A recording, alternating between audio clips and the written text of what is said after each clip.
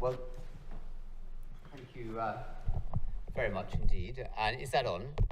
Everything's on. Everything marvellous. And first thing to say is I'm very disappointed to break some news to you that I have no PowerPoint presentation, and I know how galling that is for conference delegates. But, you know, I just don't, and I don't use them, and I tend to talk off the top of my head anyway, and I can think of 101 places I'd sooner be in this afternoon than in Oxford, one of those beautiful cities on earth, and on one... Sorry, Anthony, I'm afraid I need you to... Why? Oh, because of the microphone. Oh, because of those people. Sorry. And for those people here in Oxford, those people looking at home in every country in the world watching this, the millions watching this live, you're not in Oxford, but we are. And I can think how magnificent it is of you to make that sacrifice to be here this afternoon, and I want to try to say something that is going to be relevant. And if I'm going to encapsulate it in one sentence about what I'm going to be saying over the next hour, it is that very significant change needs to come into higher education, into the content of higher education, and in the way that undergraduates, but postgraduates too, are looked after the whole university experience, but that it is unlikely to come from a quarter that the government, Joe Johnson, is anxious that it comes from, which is the expansion of the higher education private sector, so that we can approach the US, where many of the most exceptional and distinguished universities are indeed private institutions, and where they're looking across to these shores to see the Americanization of higher education. So change is badly needed, as I will go through, and but I wish that it would come from the changes being instituted by the government, but I don't think they will. So I was asked to talk about 4 things, and I will stick absolutely to my script. I was asked to say something about the experience, how weird to make a transition from schools which I ran for 20 years, and not just independent schools, Brighton College and Wellington, as you heard, but also creating academies, state schools, and how running a university, albeit a very different kind of university, much smaller university, a private university, Buckingham, but nevertheless the job of VC is not that different in different universities. So a few thoughts on that. A few thoughts on these terrible, shocking, right-wing fascist organizations called alternative providers. Look at the bitterness, anger, sense of utter insult that many experienced when A.C. Grayling tried setting up the New College of the Humanities in London 4 years ago, and you can get a sense of how much anger there is against people in my sector, and so to talk about that and talk about where the white paper might be going, and then to talk about the undergraduate experience and my thoughts about that, and finally what I think they need to be having in their universities, and I'll do that in half an hour. And so, first of all then, the experience of running a university to running a school, I think it's very similar. Indeed, I think leadership is pretty similar. Thank you for mentioning the books that I write, all not-for-profit, but I've sort of written the inside lives of the last 4 prime ministers, which means I monitor them and follow them very carefully indeed from the inside, I'm also the historian, not just of Downing Street, but the Cabinet Office, and there have been 11 Cabinet Secretaries since Lloyd George set up the Cabinet Office. After the failure of the Somme offensive in November, it was set up in early December 1916, and that's got the centenary coming up. And I think whether you're leading these bodies or whether you're leading British athletics or whether you are leading Virgin, they're very similar. So, I mean, essentially, what do I do as VC? What did I do as head? What does Theresa May do? We have to appoint good people. And that's absolutely the same. And we have to motivate them and guide and inspire them. And that word inspiration is something that is missing from many leaders, because many leaders, including indeed prime ministers, are not actually leaders, but they are managers, and they do not know the difference between a leader and a manager. What is the key thing between a leader? Sorry if you're out there, but you can put your hands up if you are one of the squillions watching this worldwide, and you can shout out the answer. What is the one key difference between what does a leader do that a manager doesn't? A leader has a vision. Well, the ability is absolutely, has a vision about where you're going to go.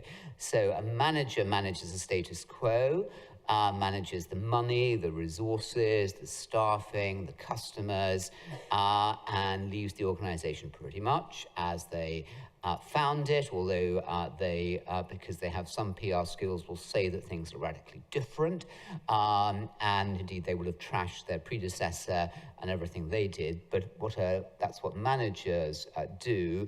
A leader has a vision. A leader says we're here now. By the way, as you know, it's very hard to know where one is now running any organization, but we want to go there, and they define that, they communicate that, and they motivate people to get there, and they monitor people while they get there, and they refine that journey there. So in fact, they don't end up going there. They might end up going there or there, but it's pretty much in that direction. That's what leaders do. And so that is very much the same. And it's something that many leaders absolutely don't get. Recruitment, the marketing role is very much the same in a university, because we are not yet, oddly, the sensationally attractive university to undergraduates and postgraduates that I would like us to become. I have to spend a lot of my time thinking about how we're going to boost numbers. The cap coming off hasn't helped us a bit. I spent a lot of my time channeling the learning experience and thinking about the teaching and learning experience of students, as I did at school. I spent a lot of my time managing finance, property, governing bodies, and government regulations. Those are the things that I do, which are very similar.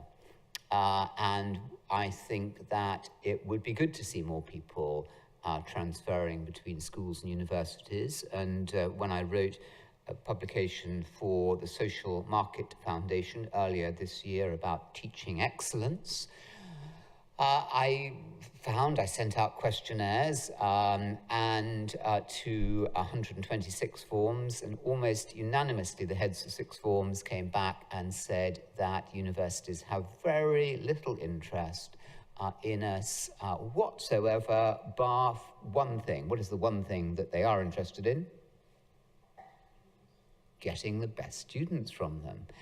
They have very little interest in understanding what teaching is, what learning is, what people are studying in various programs, what the wider enrichment process is.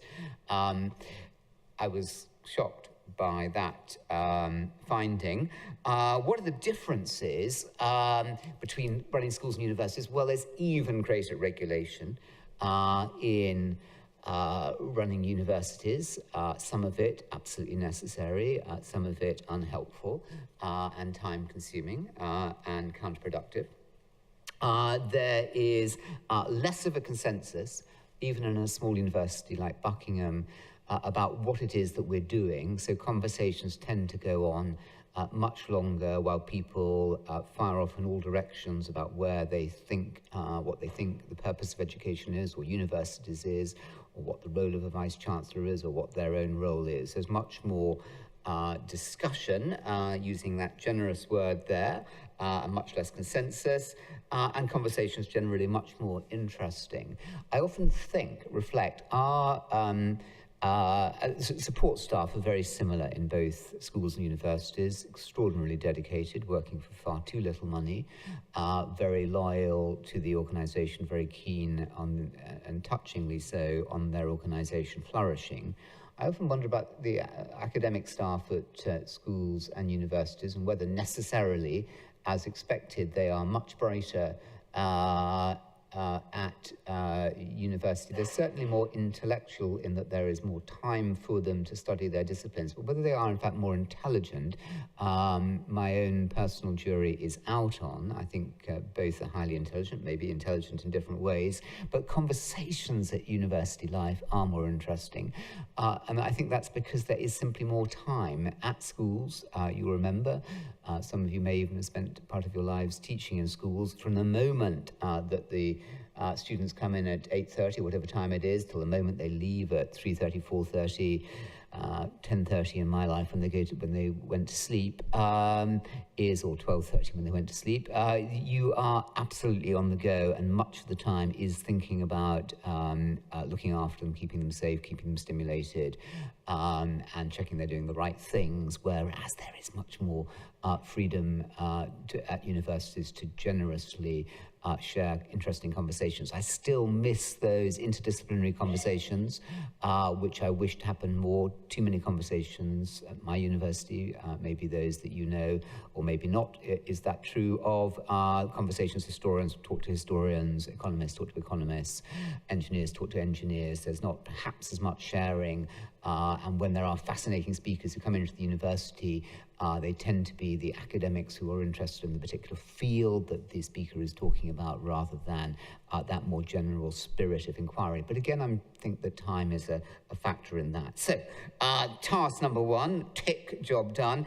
Two alternative providers and the Experience University of Buckingham. So, very, very briefly, I didn't know this, maybe you did. Buckingham was founded 40 years ago this year by somebody from Oxford called Max Beloff, and it was Britain's first private university, and the thinking was Britain has a large independent sector, and America, and indeed other countries, have large independent sectors. Britain only had a public sector of education, which at the time was a lot more uniform than it is now. I think it's splendid, the extent of the diversity of provision in the publicly funded, to the extent that it is purely publicly funded independent university sector. There's far more diversity. But at the time, it was to provide that challenge and irritant, and it's set up in a number of areas, as expected, law and business, but also humanities and history of art, and archaeology and history and English and modern languages and economics, and various science fields as well. And it's been very hard work. I mean, what's it been like for 40 years? And one can see, can't one, that had the Experience of Buckingham been very easy, there would have been a lot more Buckinghams in the UK, and we would have had a position approaching more the United States, where the ground has been in the past very propitious for the founding and the development of private universities. It hasn't happened in Britain. It's been intense struggle. The university's been on its back foot, I would say, for most of the 40 years, despite magnificent efforts from the vice-chancellors and their staffs. Part of the problem was the fees that were charged up front. You have to pay the fees up front, and that was an obvious hurdle. One of the big breakthroughs was my predecessor started a medical school, the first private medical school in Britain, I'm told, since the Victorian times, and that is now one of our great pillars of strength underpinning the university, and I'd like to see that expand greatly. But what we have had in Britain is far less universities like Buckingham, which are private, but which are trying to do what the rest of the university sector is doing, providing a rich range of education programs at undergraduate and postgraduate level, way beyond the purely professional courses in law and accounting and business. Nothing wrong with that, and conducting a lot of research in very interesting areas, as Buckingham has done. That's what we do, and that conspicuously is not the area that has successfully expanded. There are universities, conspicuously New College of Humanities, which is a for-profit, but there are others like Regents in Regent's Park and Richmond University, which are not-for-profit, but we are very, very few. Where there has been the expansion has been an often single subject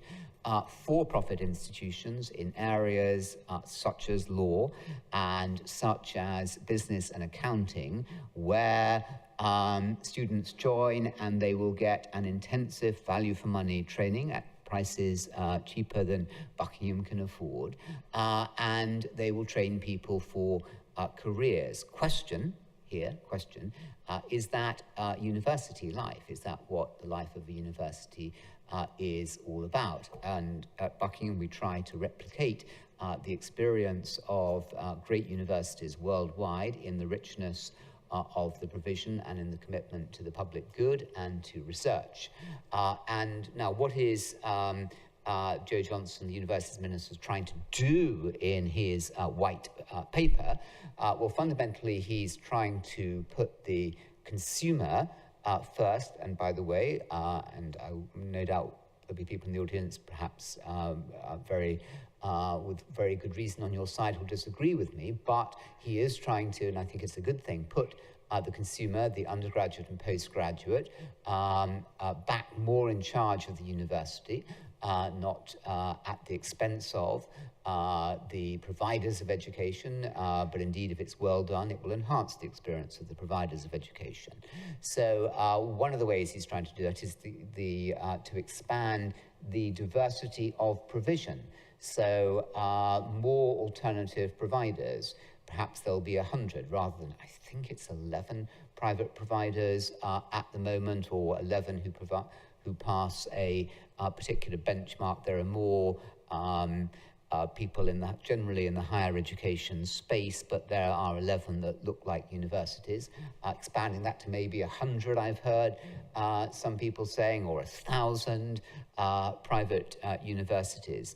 Well, fine, but is it going to be for genuine universities like I hope that we are, or will it be for those single subject professional training universities, HEIs, that are training people for professional qualifications and not being interested in the academic underpinning of those subjects? And obviously law, for example, has a very profound intellectual traditions underneath it, but focusing very much on applied rather than theoretical law, and often funded by hedge fund and banks wanting to make a substantial profit, return on investment, and is that going to be really in the interests of the student? Is it really going to give them more choice?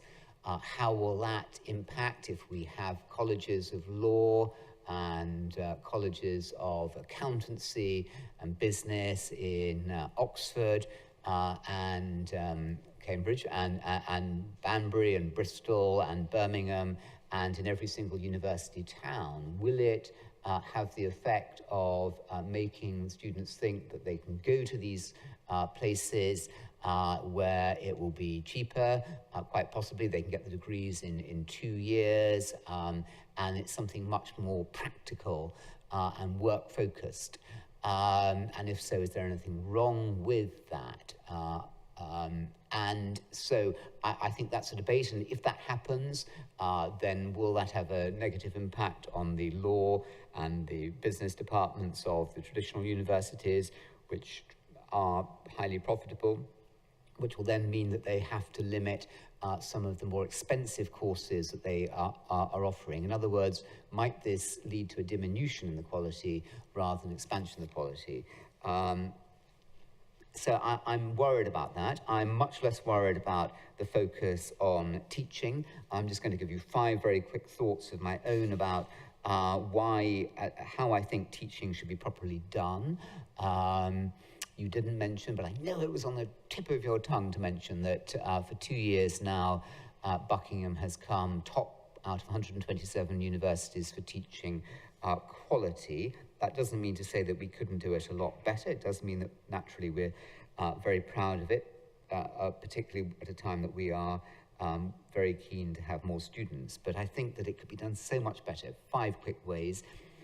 Teaching is a professional activity. It is something that you can learn, you can get better at. Our son starts this week on Teach First, which is the government's programme of getting able graduates into deprived schools, schools of high need. No one would imagine that you can just Adam looks like a good bloke and talk well at the interview, and therefore he's a good chap and can go forward and start teaching. I mean, it's a little bit patronising to teachers to imagine that just because you're a great researcher or you the head of department thinks at university that you are an excellent person, that you know how to teach. Teaching requires, above all, humility. It requires a willingness to learn. It also requires an ability to learn how to project one's voice and to learn how to mark and all these other things which you know everything about. So I think it needs to be far more professionally and seriously treated and scored. So vice-chancellors come back at me very angry, and if they say that to my face, I can only imagine what they're saying behind my back. How dare I come forward and suggest that teaching at university isn't absolutely outstanding. They say, look at, my university's got, this on the NSS, National Student Survey. And I say, well, okay, but, actually Buckingham did way better than you did, and we could do way better learning how to teach, and we know that. And I think for you as your head, you are head of a higher education institute. You are not head of a higher, you are head of a higher education. Education implies a process of learning how to educate, how to teach. And you need, as the professional head, to be very serious in the same way that head teachers, and you'll know this from your children's schools, are primarily the leaders of teaching and learning in those institutions. Vice-chancellors, as the great leaders of some universities in this country and some abroad who've had the honesty to stand up and admit that teaching needs to be taken professionally and seriously in their institutions, and people need to learn from each other, whether it's lecturing or giving a seminar or learning how to mark and give feedback, or whether learning how to run practicals in laboratories. This is something that needs to be treated. So that was a big conclusion. Many of my vice-chancellors don't agree with me. Secondly, much more needs to be learnt from schools. Again, a bit of humility from the higher education sector, a bit more from those elements of the higher education sector that are not willing to learn from schools. Many are. I think student opinion is very important. I mean, can I just show hands here? How many of you think, for looking back at your time at university, you knew who the good teachers were? Hands up, who thought you knew who they were? Okay. Most of you did. I think students know. I think that even young students, as young as 11, know who the good teachers are. They might not know why, but the good teachers are the one who engage them. Who make the subject interesting and help them to learn. And so as a head, I use student feedback enormously and encourage staff to use student feedback. This doesn't undermine the teacher patronizingly. I'm told at university this means that this means that it's going to encourage the teachers who come out well are the ones who give good marks. I mean, get real. I mean, grow up, for goodness sake. It doesn't happen at school. And these are, if you treat your students seriously, they will give very serious feedback from which every teacher can learn.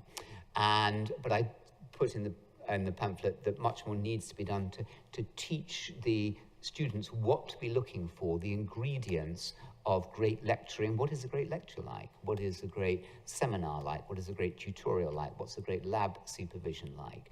And so that they can then see and they can grade people rather than at the moment just a much more bland NSS.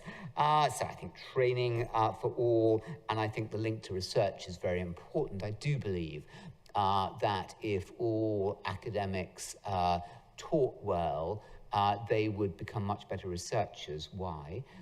Because research is about communicating the frontiers of knowledge to others who do not have the insights that you have, and how better to do that and how better to ground that in reality than to be talking about the research and communicating it with students.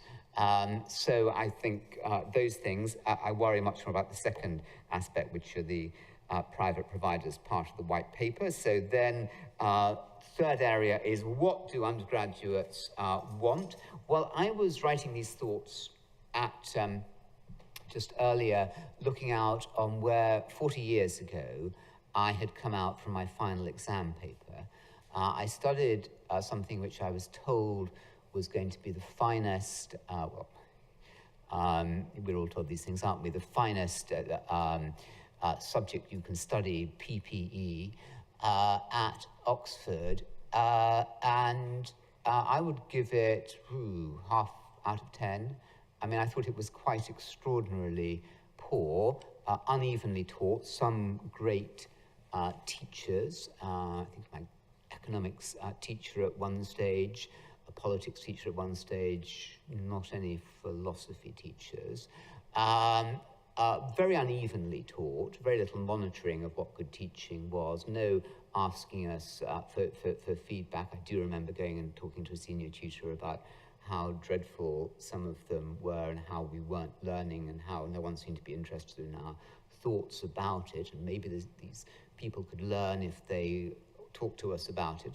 That happened. I think that was a black mark against me for doing that. But it was much more the content. I was so interested in philosophy when I came up here, and my interest in philosophy was squashed for about 20, 25 years, because rather than understanding what philosophy is about, we learned what the academics were thought philosophy was through the eyes of some unbelievably tedious, boring, I thought they were boring at the time. 40 years on, I know that these people are very boring philosophers, still considered to be great. It was economics. I wanted to understand how the economy worked, how businesses operate, how the international economy learned. I learned almost nothing.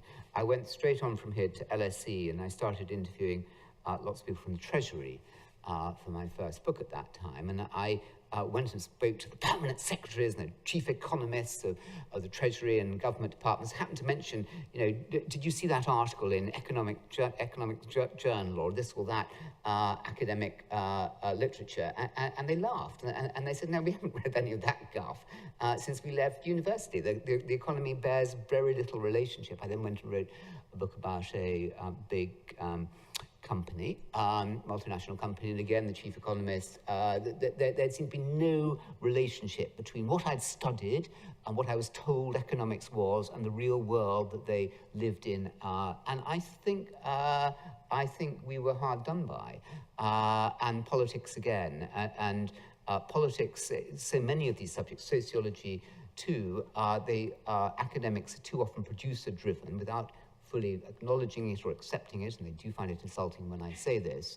They're much more interested in the internal discussions with each other rather than sociologists describing what's happening in society, economists, the real economy, political science, the real world of politics. Often they don't want to talk to politicians and interview them because it can be very muzzy and confusing to the theories that they're constructing, and so on. So I very much producer-driven. So, what's the reality? So overall, poorly taught, unevenly taught, very producer-driven, little sense of what consumers, students wanted to or needed to hear, and no responsibility for the well-being of students. What do I find today?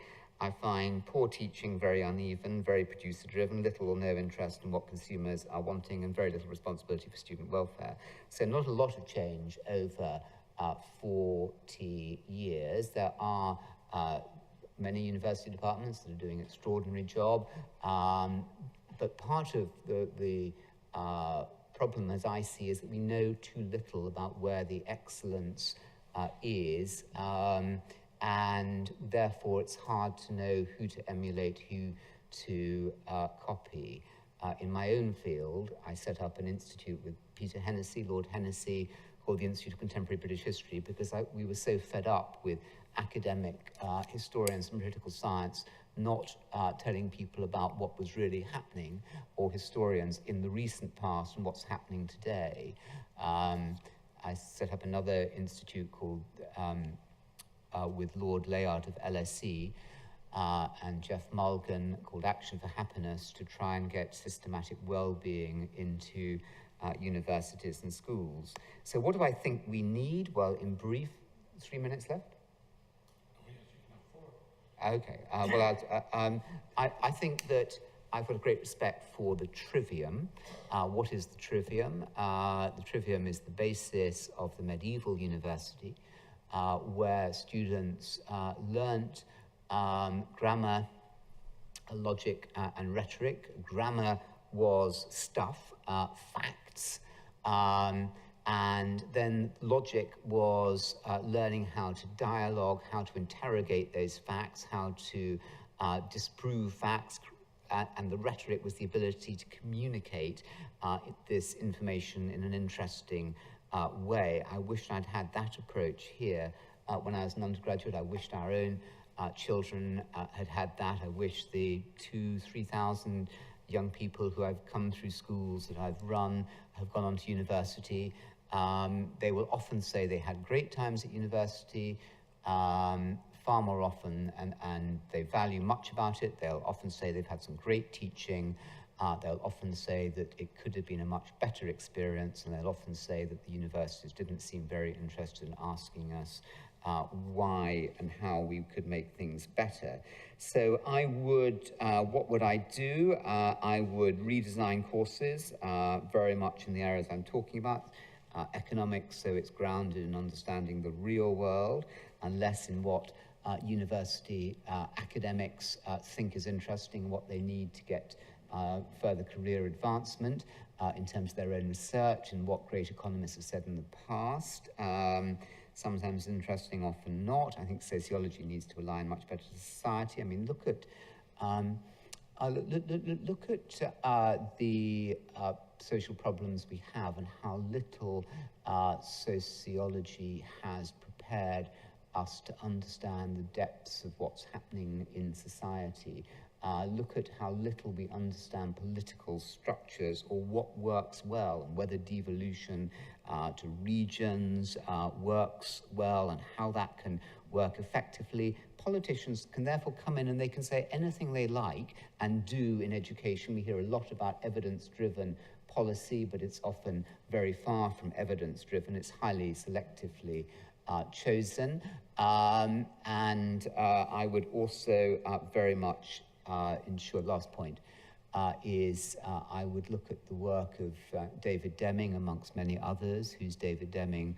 Professor of Economics and Education at the Graduate School of Education at Harvard. He, just to give you one piece of evidence that he quotes, you'll know this, I'm sure, Fry and Osborne, that's F-R-E-Y, and Osborne in 2013, found that by 2030, which is not that far away, 48% of current US employment is at high risk of redundancy because of the work being replaced by computers and algorithms.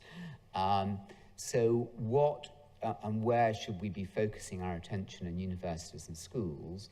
Well, he says, David Deming, you can hear more about it at the Festival of Higher Education next Thursday and Friday. He says that it should be in the very things that schools and universities are not teaching, which is the social skills, the character skills, the patronizingly called soft skills of creativity, entrepreneurship, communication, grit, resolution, and public speaking, running groups, empathy. The very things that schools and universities are not teaching are those which, even in a highly more algorithmic society and economy that we will experience in our working lives, we can prepare people much better. So I'll finish where I began by saying I think profound change is needed. For all that there is much that is excellent at British universities and the university sector, which rightly is the best or second best in the world, but that very risk of complacency, who is going to be making the changes? I don't think, sadly, it's going to come from the alternative providers. The producers themselves either think there is no problem at all and get angry when it's suggested that change is needed. That's always a worrying sign when people respond with anger. Where there is profound change that's needed in the student experience, where many students are having a rotten time at university with their mental health. As we know, it's reaching epidemic proportions. Universities can and should be doing much more in that area, in giving them programs of study in subjects which are relevant as opposed to being driven by the producer interest of what the academics are interested in. Let's think about the students and what they should be interested in, what they need, and by the future job market. So that's the argument. You might not like it, but I hope it was clear.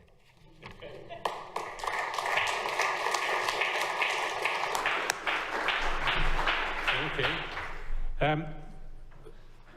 Very interesting. Touched on a number of points that have been common to some of our discussions here. Let me just see if there's anybody who wants to ask an immediate question or response to Sir Anthony before we take some comments from take Claire's presentation about enterprise. So actually, I was invited in your university a couple of years ago to give a motivation talk to your MBA students. Yeah. And I felt that they were very interested the way the university was running and how they were happy with the teachers, which was, very interested to know from students. Usually from different universities, students talk differently, that they were not happy with such professors. Well, that's very nice, and I hope the millions listening to you heard that non-plug plug. Actually, that's another difference for you. Standing up as a head of a school, I just knew that the first 5 questions would all be, why is the school rubbish at this or that, or whatever. So it's I don't quite know how to take a praise, but I should be very gracious and grateful, and thank you. I think there's a lot we can do better, and we're restlessly driven to think, what can we do better for the student experience, and to do exactly the things that I spoke about there. I mean, I am an iconoclast. Many people who studied with me loved, including my wife, who studied English here, loved their programs. Many people who studied PPE loved them, but I think that we constantly need to be worrying away and making things better, yeah. Okay, Oliver? Thank you. Thank you very much for your talk. I also appreciate that you say teaching is something that can and should be learned, and that we cannot assume that a good researcher is automatically a good teacher. How do you motivate your teachers your professors to become good teachers, especially when they have to introduce soft skills into their programs? Yeah, okay. So I wish I could take credit, but I've only been there less than a year. I'm happy to take credit for things that I'm not responsible for. Indeed, I love it. I think but in all honesty, I can't take any credit for the teaching, becoming top of the teaching Sunday Times table.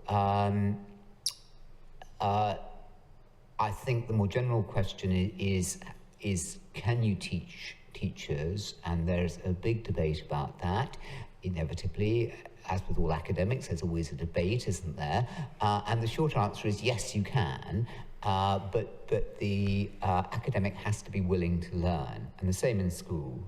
And I'm sure there won't be time to do it, but if we were to talk about your own experience of great teachers at school and university who you remember, or colleagues who are great teachers, or indeed yourselves when you're teaching at your best, there often is that real engagement. Engaging the students is completely key, and not just engaging the bright ones in the front row, but engaging the whole class or the whole lecture hall.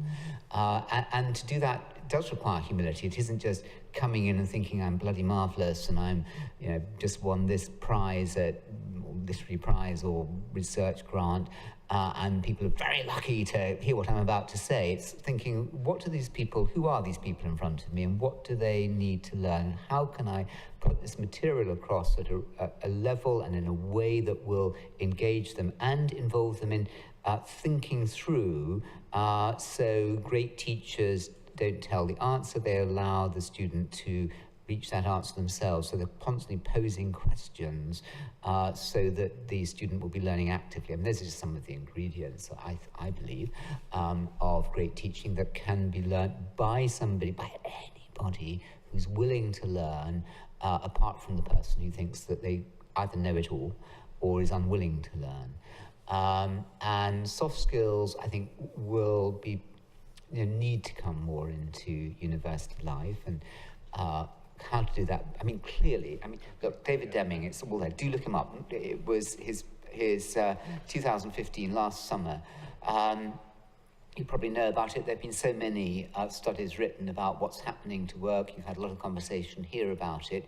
Rather than just saying the algorithmic revolution is happening and many of the jobs in exactly the careers that universities, middle-class careers, are training people for will be better done by computers. We need to be thinking more, how can we do that well? And I think a lot of the work, in fact, is done in schools, which is why it was very unhelpful having Michael Gove as Education Secretary. He was both deeply admirable and deeply wrong. He was deeply admirable in saying every child, regardless of family background, we shouldn't make excuses for saying of any school, any teacher, any student that they can't do well academically, because they can and they need to. That was profoundly admirable. I think the first, or one of the first, conservative education secretaries ever to care passionately about the working class and underprivileged child. Where he was wrong was thinking that the soft skills are the enemy of good learning. In fact, if you look after the well-being of students, if you have students who in front of you who are well-nourished and calm, they learn much better than if they're agitated and restless.